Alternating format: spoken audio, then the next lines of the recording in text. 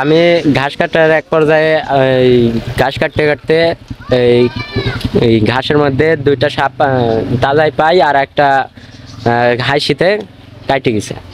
কাটে যাওয়ার পরে আমি দুইটা ধরে নিয়ে এসেছি যে যেন মানুষের চেনার জন্য